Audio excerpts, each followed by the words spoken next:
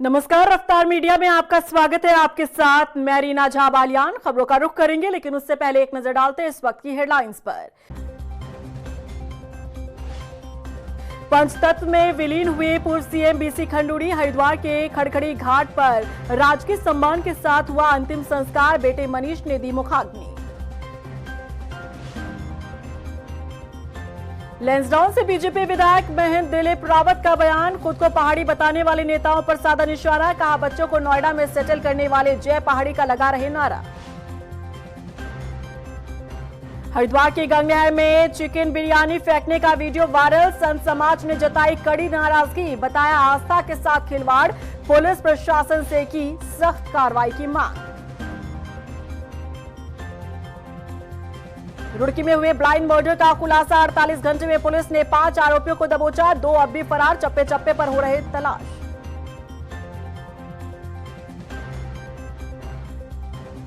और चलिए अब बुलेटिन की शुरुआत कर लेते हैं। उत्तराखंड के पूर्व मुख्यमंत्री बीसी खंडूड़ी बुधवार को पंचतत्व में विलीन हो गए। हरिद्वार के खड़खड़ी घाट पर उनका अंतिम संस्कार किया गया। खंडूड़ी जी की अंतिम यात्रा में शामिल आम और खास सबने नम आंखों से उन्हें विदाई दी।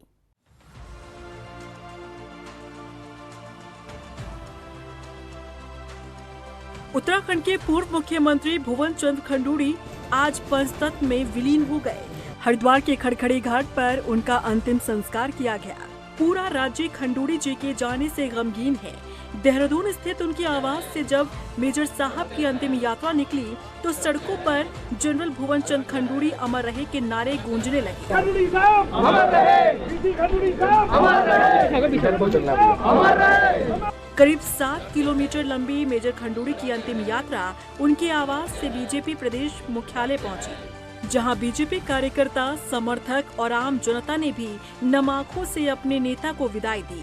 भुवन चंद्र खंडूड़ी की विदाई के साथ ही उत्तराखंड की राजनीति में अनुशासन और सादगी के युग का भी अंत हो गया। उपराष्ट्रपति सीपी राधाकृष्णन भी मेजर खंडूड़ी को श्रद्धांजलि देने के लिए पहुंचे।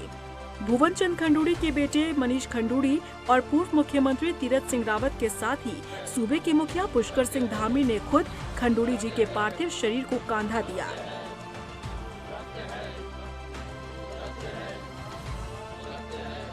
इक्यानवे साल की उम्र में भुवन चंद्र खंडूड़ी ने दुनिया को अलविदा कह दिया। राजनीति में भुवन चंद्र खंडूड़ी का सफर उतार चढ़ाव भरा रहा, लेकिन उनकी छवि पर कभी दाग नहीं लगा, जिसकी वजह से वो काफी लोकप्रिय नेता रहे। यहाँ तक कि विपक्ष ने भी उनकी बेदाग छवि पर कभी सवाल नहीं उठाया।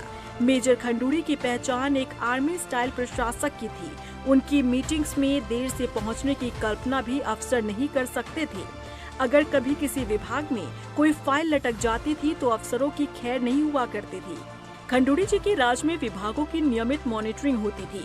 भ्रष्टाचार और सिफारिश जैसे शब्द उनके राज में तो सुनने को ही नहीं मिलते थे। खंडूड़ी जी ने करप्शन पर जीरो टॉलरेंस की ऐसी नीति अपनाई कि जनता उन्हें ईमानदार नेता कहने लगी। राज्य में बीजेपी ने एक बार तो चुनाव खंडूड़ी है जरूरी के ब्रांड इमेज पर लड़ा। खंडूड़ी जी का फोकस पॉलिटिकल मैनेजमेंट से ज्यादा सिस्टम सुधारने पर था। लिहाजा उनकी इसी सख्त और फौजी मिजाज के चलते उनका राजनीतिक कार्यकाल कई बार मुश्किलों और दबावों से गुजरा, अपनी पार्टी के अंदर भी और बाहर भी, जिसके चलते उनसे सत्ता छीनी गई। लेकिन उनका ईमानदार मुख्यमंत्री होने का सम्मान उनके साथ अंत तक रहा। रफ्तार मीडिया के लिए देहरादून से ब्यूरो रिपोर्ट।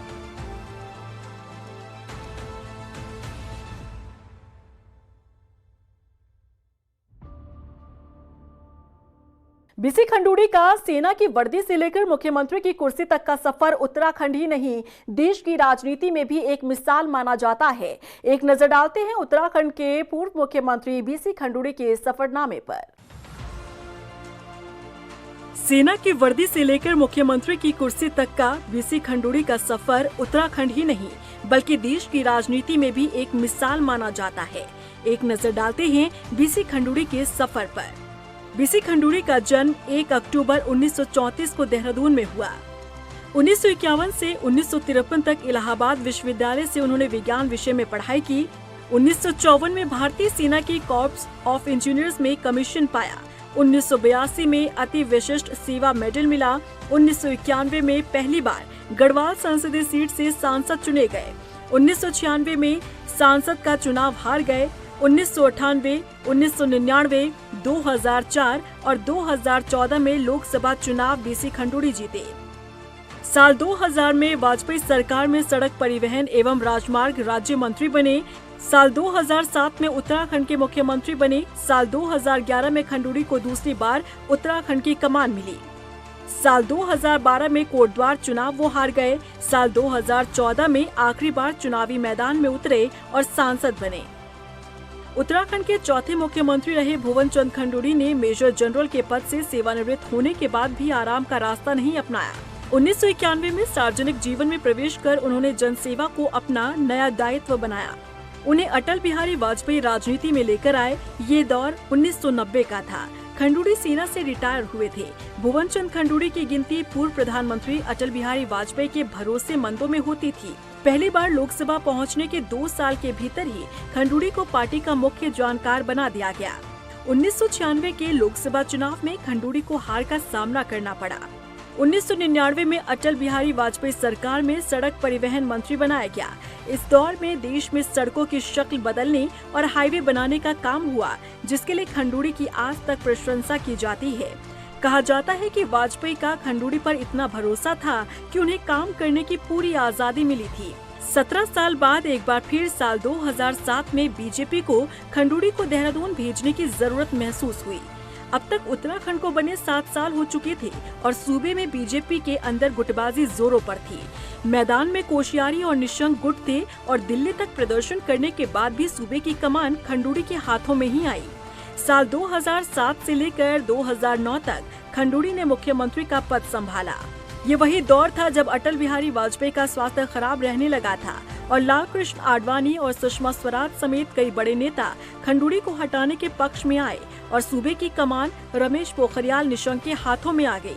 जब सूबे में भ्रष्टाचार के कई मामले उजागर हुए तो एक बार फिर केंद्रीय नेतृत्व को खंडूड़ी को फिर से देहरादून भेजने की जरूरत महसूस हुई और 2011 में उन्हें फिर से मुख्यमंत्री बना दिया गया।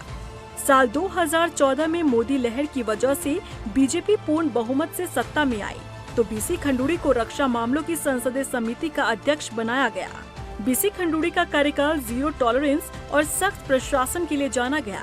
भ्रष्टाचार के खिलाफ उनकी छवि इतनी मजबूत थी कि सरकारी मशीनरी तक में उनका नाम अनुशासन के प्रतीक के रूप में लिया जाता था। रफ्तार मीडिया के लिए देहरादून से ब्यूरो रिपोर्ट। क्या 2027 चुनाव से पहले पहाड़ वर्सेस मैदान की राजनीति तेज हो गई है? आखिर क्यों विधायक दिलीप रावत यूकेडी नेताओं पर तंज कस रहे हैं? बड़े बड़े बयान देकर विधायक किसे आईना दिखा रहे हैं और क्या है जय पहाड़ी नारा जिसका विधायक जिक्र कर रहे हैं? देखिए इस रिपोर्ट में। कि क्या बोल गए विधायक दिलीप रावत?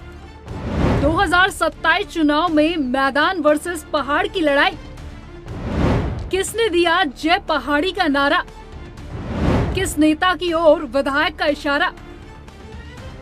2027 चुनाव की लड़ाई अब मैदान वर्सेस पहाड़ की हो गई है, जो लैंसडाउन की राजनीति में कोई नया मोड़ ला सकती है। तभी तो विधायक दिलीप रावत जनता के सामने नेताओं की पोल पट्टी खोल रहे। पहले आप उनका ये वीडियो देखिए। अब नया नारा हो गया, तुम सुनो बोला नया नारा हो गया। बाल बच्चा नोएडा दिल्ली और बुराड़ी, अरे बोला थी जय पहाड़ी जय पहाड़ी। अब ये हो गया नारा। तुम दे बाल बच्चा नोएडा गाजियाबाद दिल्ली बुराड़ी और बोला थी जय पहाड़ी ढंडल लेकर छो जत का नेता ऐसी युगड़ी गज का उम्र में तुम्हें गिनिंग बता दो तीन नेता एक बीची उनका दियो का बच्चा दिल्ली में गाजियाबाद बच्चे दिल्ली गाजियाबाद बुराड़ी और यहाँ कह रहे जय पहाड़ी जय पहाड़ी। विधायक जी तो अब सीधे उन नेताओं पर कटाक्ष कर रहे जिनके बच्चे बाहरी राज्यों में रह रहे। विधायक जी साफ कह रहे हैं कि यहाँ नेता पहाड़ियों के नाम पर राजनीति कर रहे, लेकिन खुद उनके बच्चे पहाड़ों में नहीं रहना चाहते हैं। मतलब विधायक जी पहाड़ प्रेमी है, पर कुछ नेता सिर्फ पहाड़ के नाम पर अपनी राजनीतिक रोटियां सेक रहे। आखिर कौन है वो नेता और किनकी तरफ विधायक दिलीप रावत इशारा कर रहे? कौन है जिनके बच्चे यहाँ आने को तैयार नहीं है, लेकिन नेता क्षेत्र में पहाड़ प्रेम का प्रचार कर रहे हैं? उनका दियो का बच्चा दिल्ली में दिखाएगा हाँ और दिल्ली का करेंगे नोएडा पूछो गिन लो उनका बच्चा करती बोलो बाहर तक नहीं आनी उनका बोलिया पर जे बार बोलिया पर बाहर नहीं आनी चाहिए और वो चाहूँ की सर विधानसभा में बोलिया पाजी। नेताजी चाहते हैं पूरी विधानसभा के लोग उनकी बात सुने, लेकिन नेता की बहू तक उनके बुलाने पर नहीं आती है। ये कटाक्ष विधायक दिलीप रावत यूकेडी के नेताओं पर कर रहे। कौन है वो दो नेता जिनका नाम विधायक दिलीप रावत उंगलियों पर गिना सकते हैं कि उनका पहाड़ प्रेम सिर्फ चुनावी राजनीति है। विधायक जी अपने बयान में नाम तो नहीं ले रहे, पर यूकेडी के नेताओं की ओर इशारा कर बड़ा बयान दे रहे हैं। वहीं दिलीप रावत के बयान पर कांग्रेस ने कटाक्ष किया है। कांग्रेस प्रदेश अध्यक्ष गणेश गोदियाल का कहना है कि अगर कोई बाहर रहकर भी पहाड़ करता है तो पहाड़ के प्रति उनकी चेतना जागृत है। दिलीप रावत जी राजनेता हैं, विधायक हैं। दिलीप रावत जी को पूछा जाना चाहिए कि अगर कोई बोराड़ी में या दिल्ली में होके भी पहाड़ करता है तो इसका मतलब है कि वो आदमी पहाड़ की प्रति उसकी चेतना जागृत है। ये अलग बात है कि हम राजनीतिक लोग, उसमें दिलीप रावत जी भी शामिल हैं, हम सत्ता में रहते हुए उन लोगों को वो मौके उत्तराखंड में उपलब्ध नहीं करा पाए जिन मौक़ों की तलाश में वो दिल्ली चले गए। अभी भी समय है कि दिलीप रावत जी इसके लिए प्रयास करें। अभी उन्हीं के विधानसभा क्षेत्र में एक तरफ से कॉर्बेट का दरवाज़ा खोलने के लिए लोग आंदोलन कर रहे हैं। उनकी विधानसभा में बतेरे ऐसे गांव हैं जिन गांव में कॉर्बेट में जाने के लिए, मतलब कॉर्बेट की वजह से उन गांव में जाने के लिए अप्रोच रोड नहीं है। 2027 चुनाव नजदीक है, ऐसे में सभी नेता जनता को साधने की कवायद में जुट चुके हैं। यूकेडी भी इस बार थर्ड फ्रंट के रूप में उभरती हुई नजर आ रही है। ऐसे में यूकेडी नेताओं पर विधायक का ये कटाक्ष साफ जाहिर करता है कि चुनावी रण में सीट जीतने की जद्दोजहद शुरू हो चुकी है। अब देखने वाली बात ये होगी कि जनता किसका साथ देती है। सुशांत सिंह के साथ ब्यूरो रिपोर्ट, रफ्तार मीडिया। बुधवार को ऋषिकेश के लक्ष्मण झूला मार्ग स्थित गुरुद्वारा परिसर से हेमकुंड साहिब की यात्रा का शुभारंभ किया गया। दिल्ली के उपराज्यपाल सरदार तरनजीत सिंह संधू के नेतृत्व में पहले जत्थे को रवाना किया गया। वहीं गुरुद्वारा दरबार साहिब ट्रस्ट ने उपराज्यपाल को सिरोपा, प्रसाद और स्मृति चिन्ह भेंट किए और मौके पर उपराज्यपाल सरदार तरनजीत सिंह संधू ने संगत को संबोधित करते हुए यात्रा की गरिमा बनाए रखने की अपील की। देश भर के साथ ही उत्तराखंड में भी केमिस्ट संगठनों की हड़ताल आज रही और ये हड़ताल दवाओं की ऑनलाइन बिक्री के विरोध में बुलाई गई। हड़ताल का असर राजधानी देहरादून समेत अन्य शहरों में भी देखने को मिला। बता दें कि मेडिकल स्टोर संचालकों ने ई फार्मेसी पर भारी डिस्काउंट का जमकर विरोध किया। उन्होंने बताया कि ई फार्मेसी के चलते उनके कारोबार पर बुरा असर पड़ रहा है। उनके सामने आर्थिक संकट गहरा गया है। ऐसे में उन्होंने सरकार से दवाओं की ऑनलाइन बिक्री पर रोक लगाने की मांग की। निवेदन यह है कि ऑनलाइन बिक्री पूर्ण रूप से बंद करें और मंगलौर के सभी केमिस्ट साथियों से निवेदन यह है कि अपनी एकजुटता का परिचय दें और इस बंद का आह्वान पूर्ण रूप से सहयोग करें। बंद का आह्वान है जिसमें हमारे पूरा देश में जितने मेडिकल स्टोर हैं लगभग सभी बंद रहेंगे और हम भी उसी चैन में अपनी मंगलौर केमिस्ट स्टेशन की तरफ से इसको बंद कर रहे हैं। ये बंद हमारा ऑनलाइन बिक्री के विरोध में। रुद्रपुर में कांग्रेस पार्षदों और कार्यकर्ताओं ने शहर में हो रही बिजली कटौती के विरोध में प्रदर्शन किया। नाराज लोगों ने नगर निगम स्थित डीजीएम कार्यालय का घेराव किया। प्रदर्शनकारियों ने आरोप लगाया कि क्षेत्र में विद्युत सप्लाई में सुधार के नाम पर कटौती की जा रही है। क्षेत्र में 8 से 10 घंटे बिजली गुल रहती है। इस वजह से स्थानीय लोग परेशान हैं। उनका कहना है कि यदि व्यवस्था पटरी पर नहीं आई तो आने वाले दिनों में आंदोलन किया जाएगा। विभाग द्वारा बहुत ज्यादा गुंडागर्दी चल रही है, बहुत गुंडागर्दी है। ना ये बिजली दे रहे हैं और विद्युत कटौती के नाम पे इन्होंने बेवकूफ बना रखा है। सही कौन करेगा? मैं सही करूंगा क्या? हम कहना चाहते हैं कि रुद्रपुर शहर के अंदर त्राही मची हुई शहर को हमारे बिजली कटौती को लेकर। आखिर क्यों त्राही मची है? ये ऊर्जा प्रदेश है हमारा। आखिर ऊर्जा प्रदेश क्या कर है? हमारे अधिकारियों की फौज क्या कर रही है? हमारे एससी महोदय, हमारे एसडीओ है, हमारे एक्सेन है, हमारे जेई है, क्या कर रहे हैं? नर्सिंग एकता संघर्ष समिति ने सरकार से स्थायी भर्ती नियमावली को लागू करने की मांग की है। अभ्यर्थियों का कहना है कि बार बार भर्ती प्रक्रिया के नियमों में हो रहे बदलाव के कारण योग्य अभ्यर्थियों को मौका नहीं मिल पा रहा है। नर्सिंग अभ्यर्थियों ने साल 2020 में हुई भर्तियों का जिक्र करते हुए बताया कि विभाग ने वरिष्ठता के आधार पर 3000 पदों पर भर्ती की, जिस वजह से जूनियर अभ्यर्थियों को मौका नहीं मिल पाया। ऐसे में उनकी सरकार से मांग है कि वो सालवार भर्ती नियमावली को लागू करे। अचानक से जो हमारे सीनियर हैं उन्होंने क्या किया कि धरना शुरू कर दिया कि इस भर्ती को वर्षवार कराने की वो करो। हमने कोई विरोध नहीं किया, हम भी उनके साथ खड़े रहे कि ये वर्षवार होनी चाहिए। लेकिन अब उसमें जो हमारे सीनियर्स छूट गए हैं, जैसे जो अभी धरना चल रहा था 6 महीने हो गए वो छूट गए हैं, लेकिन उनके साथ ऐसा अन्याय क्यों? अब हमारी ये मांग है कि अब जैसे सरकार से ये मांग है हमारी कि ये हमेशा के लिए वर्षवार कंटिन्यू करे, ये नियमावली चेंज ना करें जो नियमावली बनी है, ताकि पारदर्शिता से सबको मौका मिले। जो हमारे जूनियर हैं, जैसे हमारे जूनियर हैं सब 24-25 के हैं, ये भी वर्षवार के लिए चाहते हैं। ये पेपर नहीं दे सकते थे, ये भी पेपर दे सकते हैं, इनके पास भी काबिलियत है, लेकिन नहीं। हमें सरकार से ये मांग है कि हमको हमेशा के लिए वर्षवार करे, ताकि धीरे धीरे करके वो। चंपावत में जिला प्रशासन मां पूर्णागिरी के साल भर दर्शन को लेकर कवायद कर रहा है। यहां बाटनागाड़ में 35 मीटर लंबे कॉजवे को दुरुस्त किया जा रहा है ताकि श्रद्धालु साल भर मां पूर्णागिरी के दर्शन कर सके। दरअसल मानसून के समय बाटनागाड़ नदी में भारी जलभराव होने के कारण श्रद्धालुओं को भारी परेशानियों का सामना करना पड़ता है। हालांकि अब राहत की उम्मीद है। धर्मनगरी हरिद्वार से गंगनहर में चिकन बिरयानी फेंकने का मामला सामने आया है। घटना ज्वालापुर की बताई जा रही है। वायरल वीडियो में साफ देखा जा सकता है कि 2 युवकों ने ड्रम में भरी बिरयानी को गंगा में फेंका, जिसका वीडियो स्थानीय लोगों द्वारा बनाया गया, जो अब सोशल मीडिया पर भी वायरल हो रहा है। बता दें कि वायरल वीडियो को लेकर संत समाज में भी नाराजगी है। संत समाज ने इसे धार्मिक भावनाओं के साथ खिलवाड़ बताया है। उन्होंने आरोपियों के खिलाफ सख्त कार्रवाई की मांग की है। माँ गंगा की अविरलता, निर्मलता, उसकी शुद्धता बहुत आवश्यक है।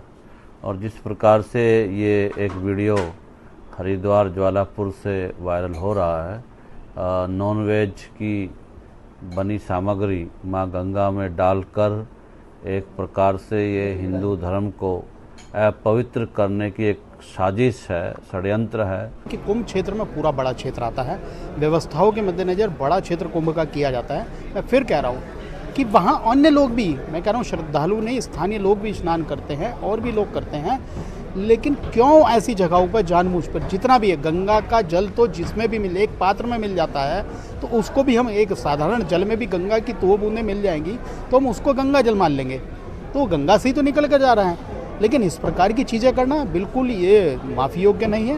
चंपावत में फलदार पेड़ों से बेमौसम गिर रहे फलों ने किसानों और बागवानों की चिंता बढ़ा दी है। किसानों का आरोप है कि उद्यान और कृषि विभाग की हिला हवाली के चलते उन्हें भारी नुकसान झेलना पड़ रहा है। पेड़ों में फूल आने के बाद फल तैयार तो हो रहा है, लेकिन 10 से 15 दिनों में गिर जाता है। बागवानों का कहना है कि यदि समय रहते उद्यान और कृषि विभाग ने संज्ञान नहीं लिया तो आने वाले दिनों में हालात और भी खराब हो सकते हैं। अरे मैं तो रो रही हूँ सुबह शाम पेड़ों के लिए, पानी भी डाल रही हूँ, गोबर भी डाल रही हूँ, खाद भी दे रही हूँ, सब कुछ दे रही हूँ, उसके बाद भी रो रही हूँ। अब आज से वो दराती ले जाकर के काटने हैं, उनको सब फेंक देती हूँ। कुछ सुविधा तो हमको मिल नहीं पा रही, पता नहीं कहाँ से लगवा दिए लड़के ने पेड़। कभी कोई आता ही नहीं है, किसी ने लोग बाहर कह दिया, कोई पूछने वाला ही नहीं है। यहाँ तो हर साल फूल आते हैं, उसके बाद फटाफट सब गिर जा रहे हैं, एक भी नहीं बच रहा है। तो आप ऑफिसों में गए कभी? ऑफिसों में उधर नहीं गया, एक बार फोन किया था, आएंगे कहते थे, कोई आया ही नहीं है। रुड़की के राजेंद्र नगर में समुदाय विशेष के युवक पर युवती के साथ अश्लील हरकत करने का आरोप लगा है। मामला 2 समुदायों से जुड़ा होने की वजह से हिंदू संगठन के कार्यकर्ताओं ने हंगामा किया और युवक को जमकर पीटा। वहीं सूचना मिलते ही मौके पर पहुंची पुलिस ने आरोपी को हिरासत में लिया है और पुलिस पीड़िता की शिकायत पर मामले की जाँच कर रही है। देखिए, पीड़िता ने ये कंप्लेन करी कि उसका जानने वाला है, मित्र है, वो उसको किसी बहाने वहाँ लेके गया और उसने उसके साथ छेड़खानी मोलेस्टेशन किया। उसमें हमने FIR पंजीकृत कर ली है, अभियुक्त को हमने अरेस्ट कर लिया था, डिटेन कर लिया था। बाकी इन्वेस्टिगेशन आगे चल रही है, दोनों बालिग हैं और जो कंप्लेन के तथ्य इंग्रेडिएंट हैं उसके हिसाब से आगे लीगल कार्रवाई चल रही है। सर जिस तरह से लोगों ने हंगामा काटा था, कह रहे दोनों ऐसे हंगामा वाली कुछ लोग ऐसा, हाँ कुछ आक्रोश था, लेकिन दो थाने में आकर के चूंकि लीगल कार्रवाई सब हो चुकी है तो उसके हिसाब से आगे सारी चीजें डिस्पोज हो। उधम सिंह नगर के रुद्रपुर में पुलिस ने आईपीएल में हो रही ऑनलाइन सट्टेबाजी का बड़ा खुलासा किया है। रुद्रपुर एसओजी और ट्रांजिट कैंप पुलिस की संयुक्त टीम ने दिल्ली निवासी एक सट्टा संचालक को गिरफ्तार किया। बता दें कि मुखबिर की सूचना पर पुलिस ने घेराबंदी कर आरोपी को रंगे हाथों पकड़ा। पूछताछ में आरोपी ने बताया कि वो सुनसान जगह पर वाहन खड़ा कर ऑनलाइन सट्टा संचालित करता था। मामले में एसएसपी ने कहा कि युवाओं को बर्बाद करने वाले अपराधियों को किसी भी कीमत पर बख्शा नहीं जाएगा। एवं एसओजी की टीम द्वारा आज एक संयुक्त कार्रवाई की गई है, जिसमें एक सट्टा खेलने वाला अभियुक्त और खिलाने वाला अभियुक्त जो पालम दिल्ली का रहने वाला है उसे गिरफ्तार किया गया है। अभियुक्त के पास से एक कार बरामद की गई है, जिसमें एक लैपटॉप, जिसके द्वारा लैपटॉप के माध्यम से यह कार्रवाई की जाती थी। साथ में 5 मोबाइल जब्त किए गए हैं। इसके साथ साथ अभियुक्त के पास से 92,000 रुपए कैश बरामद किया गया है। पुलिस इसमें यह भी देख रही है कि इसके साथ साथ कौन और व्यक्ति इसके साथ साथ लिंक करके ये सारे काम किए जाते थे। रुड़की के भगवानपुर में पुलिस ने 48 घंटे में ब्लाइंड मर्डर का खुलासा करते हुए 5 आरोपियों को गिरफ्तार किया है, जबकि 2 आरोपी अब भी फरार बताए जा रहे हैं। जांच में सामने आया कि मृतक कलीम और उसका भाई कामिल काम की तलाश में भगवानपुर आए थे, जहां एक होटल में विवाद के बाद युवकों ने दोनों भाइयों को बेरहमी से पीटा। इस दौरान कामिल तो मौके से फरार होने में कामयाब रहा, लेकिन कलीम को आरोपियों ने पीट कर मौत के घाट उतार दिया और फिर शव को नदी के पास फेंक दिया। 18 तारीख की शाम तक हमें कुछ हुलिये मिले। हमें उस होटल संचालक के बारे में डिटेल से हमने जानकारी प्राप्त की और कल दिन में कल शाम को हमने इन 5 संचालक सहित 5 अभियुक्तों को पकड़ा है, जिसमें सौरभ, अंकित, विशाल, हर्ष और अनमोल हैं, जिन्होंने इस बात की पुष्टि करी कि हाँ हमारा इनको किसी चीज को लेकर झगड़ा हुआ और हमने ये हमारे साथ मारपीट कर रहे थे, जैसा उन्होंने बताया। तो इन्होंने भी मारपीट करी और मारपीट के दौरान उसकी मृत्यु हो गई। फिर उन्होंने, चूंकि इनको मालूम था कि इसके भाई ने हमको देख रखा है, तो उन्होंने उसकी बॉडी को खुर्द-बुर्द करने के लिए लवा के जंगलों में उसको फेंक। तो ये संपूर्ण घटनाक्रम है। इसमें अन्य और किसी की अगर जवाबदेही होती है, इन्वॉल्वमेंट होता है, तो हम उसमें और काम। और इसी के साथ फिलहाल इस बुलेटिन में बस इतना ही, लेकिन चलते चलते एक नजर डालते इस वक्त की हेडलाइंस पर। पंचतत्व में विलीन हुए पूर्व सीएम बीसी खंडूड़ी। हरिद्वार के खड़खड़ी घाट पर राजकीय सम्मान के साथ हुआ अंतिम संस्कार। बेटे मनीष ने दी मुखाग्नि। लैंसडाउन से बीजेपी विधायक महंत दिलीप रावत का बयान। खुद को पहाड़ी बताने वाले नेताओं पर साधा निशाना। कहा, बच्चों को नोएडा में सेटल करने वाले जय पहाड़ी का लगा रहे नारा। हरिद्वार के गंगनहर में चिकन बिरयानी फेंकने का वीडियो वायरल। संत समाज ने जताई कड़ी नाराजगी। बताया, आस्था के साथ खिलवाड़। पुलिस प्रशासन से की सख्त कार्रवाई की मांग। रुड़की में हुए ब्लाइंड मर्डर का खुलासा। 48 घंटे में पुलिस ने 5 आरोपियों को दबोचा। 2 अब भी फरार। चप्पे चप्पे पर हो रहे तलाश।